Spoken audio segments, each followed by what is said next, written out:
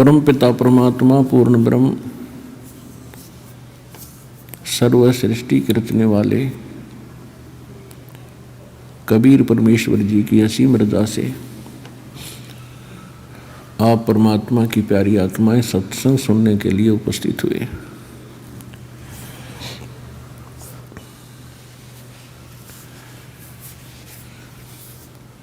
आज का जो सत्संग समागम है एक विशेष दिन के उपलक्ष्य में ये किया जा रहा है।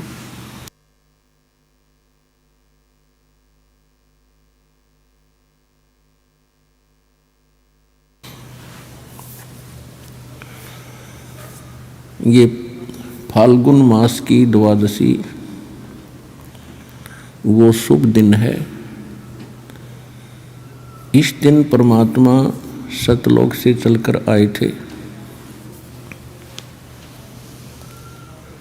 और अपनी प्रिय आत्मा आदरणीय गरीबदास साहिब जी गांव छुडानी जिला झज्जर हरियाणा वाले को ये खेतों में जंगल में मिले थे।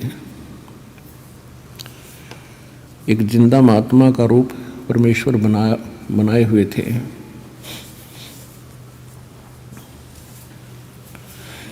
इस दिन का एक विशेष महत्व ये है कि परमात्मा ने अपना एक ऐसा दृढ़ गवाह बनाया जिसने परमात्मा को देखा, परमात्मा के उस स्थान को देखा जिसके विषय में परमात्मा बहुत पहले से कहते आ रहे थे कि एक ऐसा स्थान है जहाँ कोई दुख नहीं, कोई रोग नहीं, कोई कष्ट नहीं, कोई टेंशन नहीं, किसी चीज़ का अभाव नहीं, वहाँ वृद्ध अवस्था नहीं, मृत्यु नहीं। लेकिन हमने जो अज्ञान ग्रहण कर रखा था उसके आधार से हम परमात्मा के उस विचारों पर, ज्ञान पर हम विश्वास नहीं कर पाते थे। तो फिर परमेश्वर ने अपने कुछ गवाह बनाए ताकि ये मेरी गवाही दे, आँखों देख कर प्रमाणित करें, जिस कारण से आने वाले समय में मेरे बच्चे मुझे पहचान लें और इनका युगों का कष्ट मिट जाए। असंख्य जन्म हो गए हमको इस काल के जाल में, जन्म और मृत्यु में। जब हम अन्य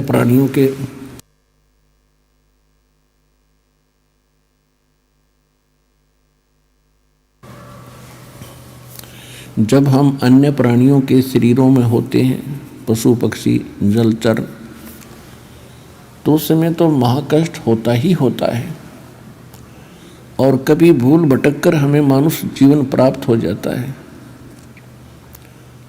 तो इस मनुष्य जीवन में भी हम महादुखी होते हैं क्योंकि हम शुभ कर्म नहीं कर पाते जो शास्त्र अनुकूल साधना के होते हैं। क्योंकि हमें जो ज्ञान दिया जाता है वो शास्त्र विधि त्याग कर मनमाना आचरण बताया जाता है जो सभी सदग्रंथों के विपरीत होता है।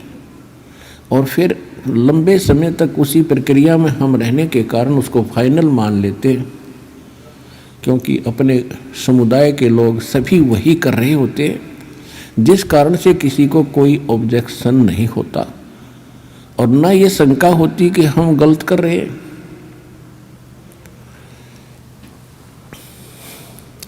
इस भूल को मिटाने के लिए परमात्मा स्वयं आते हैं। यहाँ पर दो शक्तियाँ काम कर रही हैं।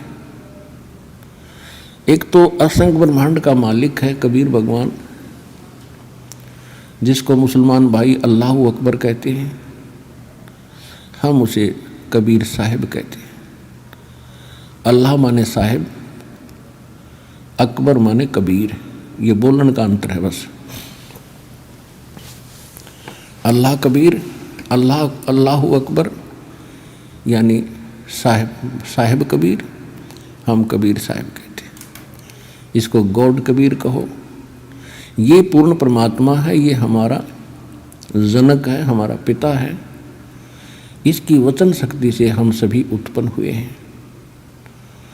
वो हमारे लिए दुखी रहते हैं कि किसी न किसी तरह इन भोली आत्माओं को उस स्थान का पता लग जा जहाँ ये रहा करते थे, सुखी थे, कोई कुछ कष्ट नहीं था, कोई मृत्यु नहीं थी, वृद्धावस्था नहीं थी और किसी चीज़ की कमी नहीं थी। और यहाँ दूसरी शक्ति है जिसके अंतर्गत हम फंसे हुए हैं। यहाँ ये ब्रह्म है, सरपुरुष है, इसको ज्योत स्वरूपी निरंजन काल भी कहते हैं। इस काल ने एक ऐसा भयंकर जाल बना रखा है कि जीव को परमात्मा की जानकारी ना हो और जितने कर्म ये करे वो कर्म बिगाड़न के करे, शुभ ना कर सके। और दूसरी, इसने अज्ञान फैला दिया, ये नकली पंथ संत बनवा के, और इन जीवों को ऐसा दृढ़ कर दिया उस अज्ञान के अंदर।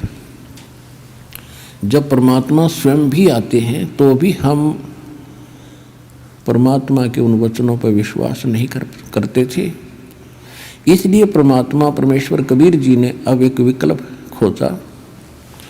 उन्होंने अपने गवाह तैयार किए कि ताकि ये मुझे पहचाने और मेरे स्थान को जाने, फिर अपने बहन भाइयों को ये आँखों देखा ज्ञान सुनावे। जब हम आँखों देख लेते हैं किसी वस्तु को, फिर हम दृढ़ता के साथ कहते हैं, फिर हम विचलित नहीं हो सकते। और यही कारण रहा कि जिन महापुरुषों को परमेश्वर आकर मिले, जो अपने उन्होंने एक साक्ष्य तैयार किया, साक्षी तैयार किए, उन्होंने फिर सारा संसार एक तरफ और वो अकेले एक तरफ रहे, क्योंकि वो भगवान से मिल चुके थे, परमात्मा को देख चुके थे। गीता अध्याय नंबर 18 के श्लोक नंबर 62 और गीता अध्याय नंबर 15 के श्लोक नंबर 4 में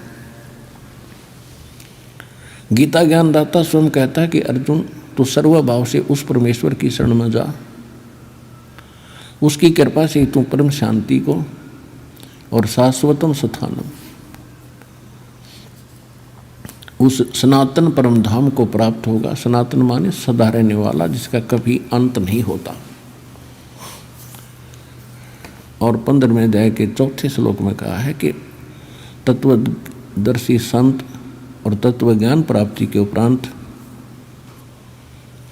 परमेश्वर के उस परम पद की खोज करनी चाहिए, जहाँ जाने के बाद साधक फिर लौटकर संसार में कभी नहीं आते। और गीता ज्ञानदाता कहता है कि मेरी भी साधना त्याग कर केवल एक उसी की भक्ति करो। अब इसने परमात्मा के डर से ज्ञान कुछ सदग्रंथों में तो सही दे दिया, लेकिन अपनी प्रेरणा से ये संत भेज के, आचार्य और शंकराचार्य भेज के, इसने अपने सदग्रंथों के यानी सिलेबस के विपरीत पढ़ाई पढ़ा दी, और वो फिर एक लोक वेद बन गया। हजारों वर्षों से हम उसी को सुनते और सुनाते आए। उस अज्ञान को हटाने के लिए परमेश्वर को स्वयं आना पड़ता है। ये सन 1727 विक्रमी संवत 1784 की बात है, जिस दिन परमात्मा एक जिंदा महात्मा का रूप बना के अपने निज धाम सतलोक से चलकर छुडानी गांव छुडानी जिला झज्जर हरियाणा के खेतों में जंगल में आकर उतरे सहसरी राय, जहाँ पर आदरणीय गरीबदास साहिब 10 वर्ष के बालक अन्य साथी गवालों यानी पालियों के साथ गौवें चरा रहे थे। उस समय उनकी आयु 10 वर्ष की थी। तो उस समय में कुछ गर्मी बन जाती है जैसे ये मौसम आप देख रहे हो, अब तो थोड़ी वर्षा सी होकर के कुछ ठंडक सी बन गई, नहीं आजकल, पहले और भी खुश्क अक्षेत्र था। गर्मी बन जाती है तो दिन के 10 बजे के आसपास सभी गवाले एक जांडी के पेड़ के नीचे अपना भोजन कर रहे थे। गव्वे इधर उधर चर रही थी, कुछ बैठी थी वृक्षों के नीचे। 10-20 अन्य और पाली थे, 7-8-10, और एक गरीबदास जी 10 वर्ष के थे। वो सबसे छोटे बच्चे वही थे। और वो गरीबदास जी का अपना ही जंगल था, अपना ही खेत थे। गरीबदास जी का मूल गांव करौथा गांव है, जिला रोहतक के अंदर।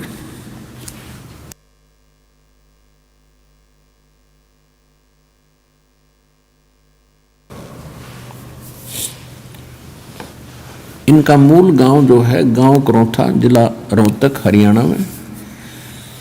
और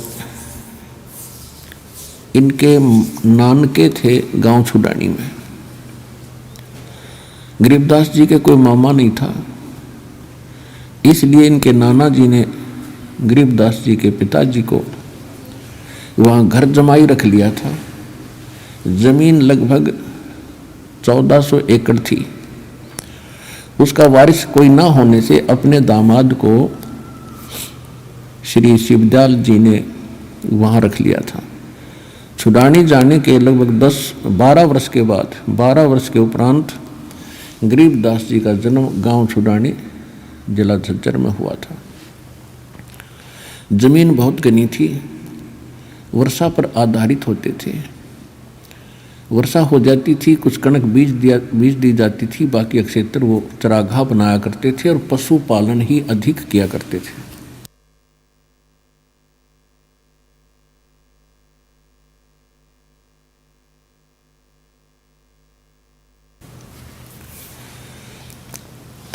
उस दिन भी गरीबदास जी पाली गए हुए थे। एक जांडी के पेड़ के नीचे वो खाना खा रहे थे। गरीबदास जी का जन्म सन 1717 विक्रमी संवत 1774 को हुआ, वैशाख पूर्णमासी को। तो ये सन 1727 यानी संवत 1784 की बात है। फाल्गुन उतरते की द्वादशी यानी सुदी द्वादशी, चांदनी द्वादशी,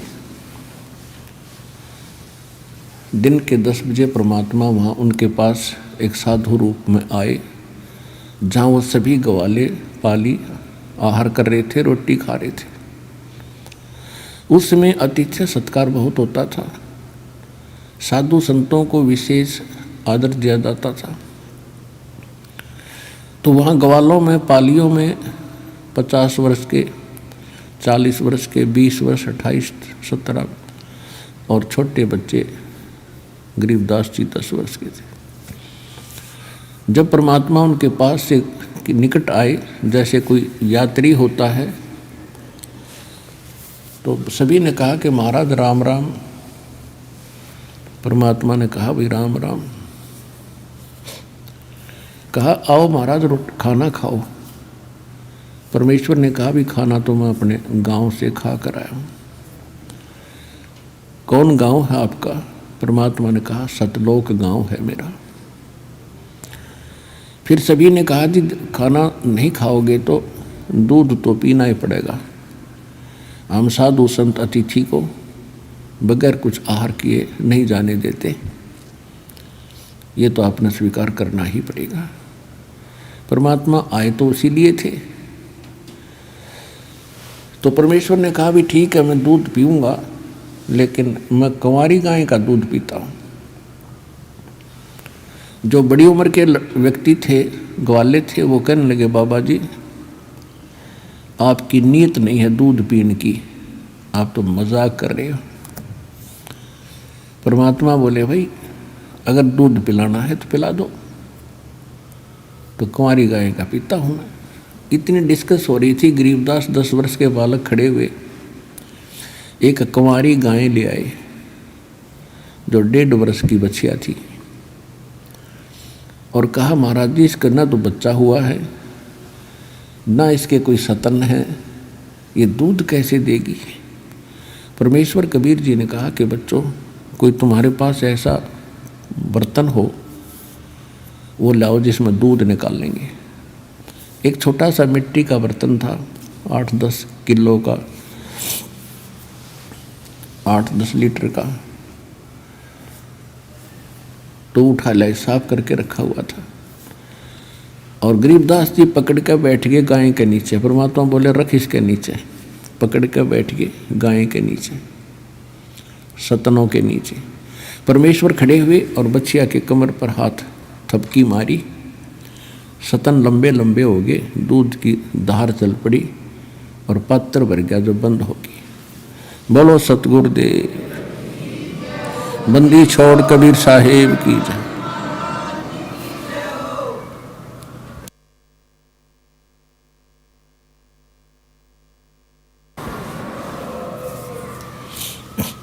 अब गरीबदास जी ने, बच्चे ने कहा कि लो महाराज जी, ये तो आपका ही चमत्कार है,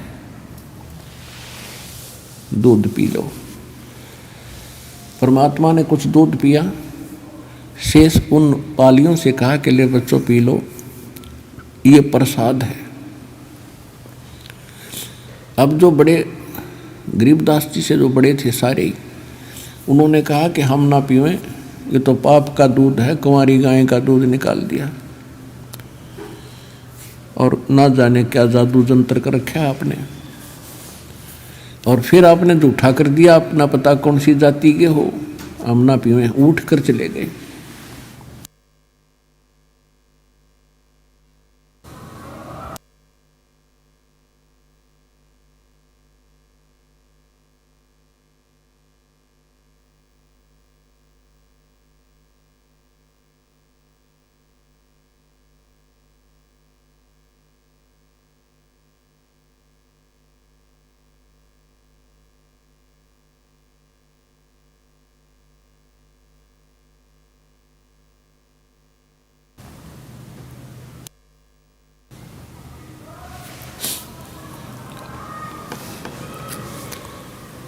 अब गरीबदास जी ने कहा कि लो भगवान मुझे दे दो, आपका बनाया हुआ प्रसाद कब कब उपलब्ध हो, सौभाग्य है मेरा जो आपका झूठा दूध मुझे प्राप्त होगा, अमृत होगा। परमात्मा ने कहा था बेटा ये जादू जंत्र का नहीं है, ये यहाँ इस लोक का भी नहीं है, ये तो मेरे लोक से आया, सतलोक से, और पी लो तुम, बहुत लाभ होगा। कहते हैं सकल पदार्थ है जग माही, पर कर्महीन नर पावत नाहि।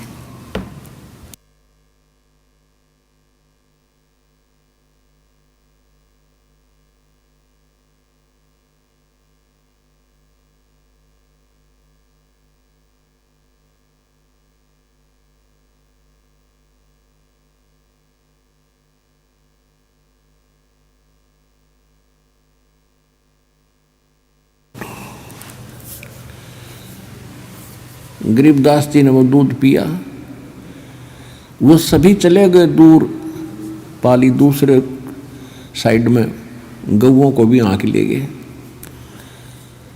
अब वहां रह गए वो परमात्मा और वो प्यारी आत्मा जिसके लिए मालिक आए थे।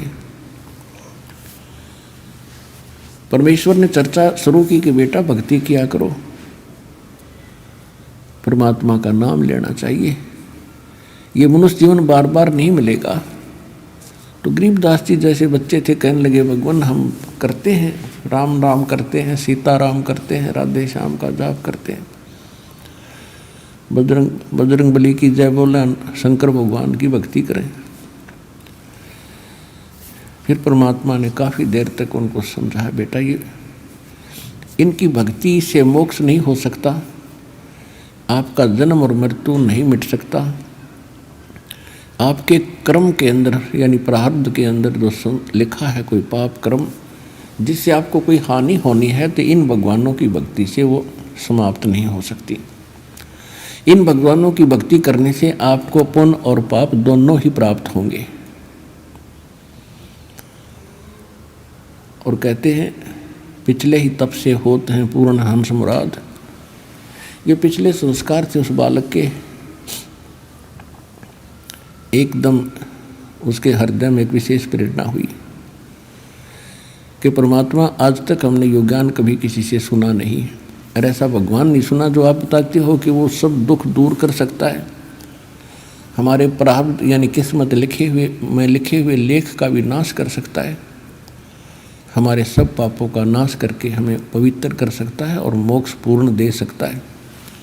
और हमने तो कभी कभार स्वर्ग सुना था, उस स्वर्ग की भी जानकारी पूरी नहीं थी। तब परमात्मा ने स्वर्ग की डेफिनेशन सुनाई, परिभाषा सुनाई कि स्वर्ग तो बेटा ऐसा है जैसे एक होटल होता है, और होटल के अंदर जैसे शिमला, कुल्लू, मनाली साइड में, यहाँ राजस्थान, हरियाणा, पंजाब, उत्तर प्रदेश के व्यक्ति जो धनी लोग होते हैं वो महीना 20 दिन, हफ्ता 10 दिन गर्मियों के समय में वहाँ चले जाते हैं, अपनी जेब में पैसा ले जाते हैं 50,000, 60,000, कमरा किराए पर लेते हैं, होटल में खाना भी सब सुविधाएं उपलब्ध होती हैं, सैर सपट्टे करते हैं, कोई काम नहीं होता क्योंकि उनका वहाँ कर्म क्षेत्र नहीं है, वो अपने धन को ही व्यय कर रहे हैं, वहाँ उनको सुविधा खूब प्राप्त है, कोई काम नहीं, लेकिन उनकी जेब कट रही है, उनकी पूंजी नाश हो रही है जो ले कर गए थे, और जिस समय वो पूंजी समाप्त हो जाएगी वो स्वयं वहाँ से चले आएंगे। अगले वर्ष हो सकता है ऐसा लाभ ना हो जिससे 50-60 हज़ार रुपये सेव हो जाए, बचत हो जाए, तो वो अगले बार वहाँ भी नहीं जा सकते, यहीं रहना पड़ेगा। ठीक इसी प्रकार ये स्वर्ग है। स्वर्ग में भक्ति के धनी व्यक्ति जाते हैं, वहाँ कोई काम नहीं, लेकिन आपके पुण्य वहाँ जमा हो जाते हैं, जो भी खाओगे पियोगे इच्छा करोगे आपको प्राप्त होता रहेगा, लेकिन आपका बैलेंस लेस होता रहेगा, और जिस समय आपके पुण्य समाप्त हो जाएंगे आपको जबरदस्ती वहाँ से नरक में डाल दिया जाएगा,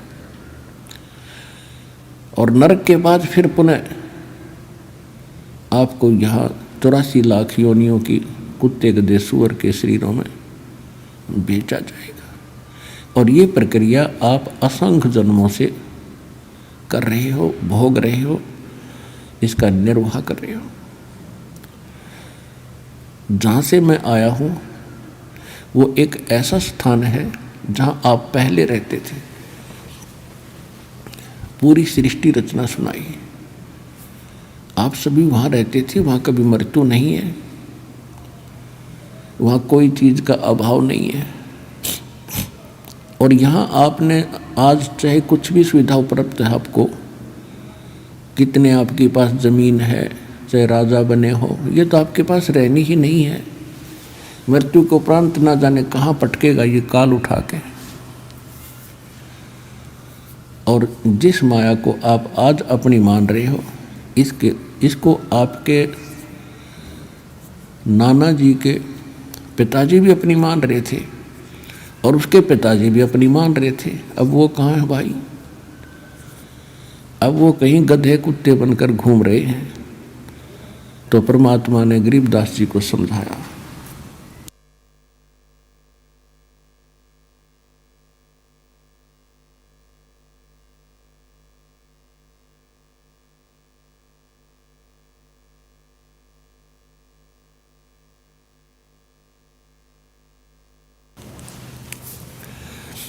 ये माया है राम की अपनी कहें गंवारे, जमपुर धक्के खाओगे नाहक बहे बेगारे।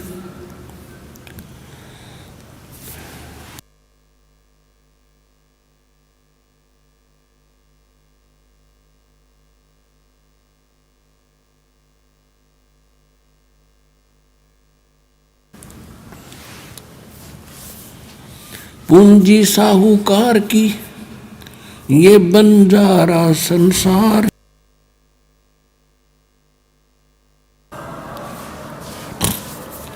पूंजी साहूकार की ये बंजारा संसार, और पूंजी माल गंवा दिया इब नाहक बह बेगार। परमात्मा ने बताया कि बेटा ये पृथ्वी इस काल साहूकार की है और तुम यहाँ बंजारे बनकर आए हुए हो। इस पर एक आपने इससे लाभ उठाना था कि अपना निर्वाह भी करते और मोक्ष के लिए